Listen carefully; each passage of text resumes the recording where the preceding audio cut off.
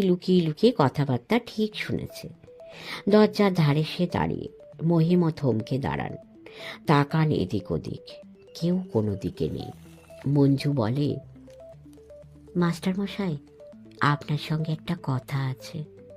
আগের মাস্টার পড়াতেন ভালো, শিক্ষিত মানুষ, শেষটা মাইনেও নিতেন না, তবু তাকে তাড়িয়ে দিল। থেমে পড়ল হঠাৎ মঞ্জু। বলে, না, এখানে হবে না, মানুষ চারদিকে, অন্য সময় আপনাকে বলতে হবে সব কথা। কেন সে মাস্টার তাড়া খেলেন? এমনি তাড়ানো নয়, মেরে একেবারে বাড়ি থেকে বার করে দিল। গ্রামের মানুষ আপনি, ভালো মানুষ, সমস্ত আপনার জানা দরকার। বলেই চোখের পলকে কোন দিকে সে সরে গেল, পাখির মতো ফুরুত করে উড়ে পালালো যেন। সেই রাত্রিরে গলির জানলায় টোকা পড়ছে। ঘুমের মধ্যে শুনেছেন মহিম, খুট খুট খুট। আর মাস্টার মশাই বলে ফিসফিসানি। ধর্মড়িয়ে মহিম বিছানায় উঠে বসলেন। জানলার ওধারে মঞ্জুরানী। মনে হচ্ছে স্বপ্ন। সাঁ করে মঞ্জু একটুখানি পাশে সরে দাঁড়ায়। চাপা গলায় ডাকছে, বাইরে আসুন, কথা আছে, সেই কথা। ঘুমের আবিল কাটেনি। কি করবেন মহিম বুঝে উঠতে পারেন না।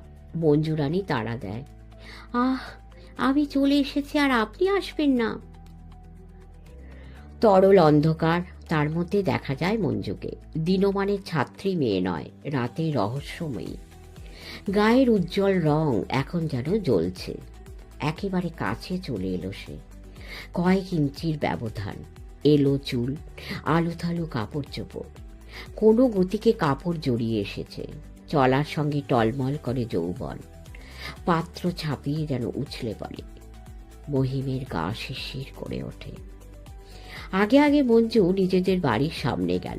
দরজা ভেয়ে যেন নরম হাতে নিঃসারে খুলে ফেলল। এক পা ভেতরে গিয়ে দরজা ধরে ডাকে, আসুন।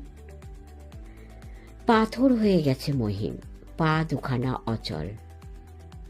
দাঁড়িয়ে রইলেন কেন? দেখে ফেলবে, ভেতরে চলে আসুন।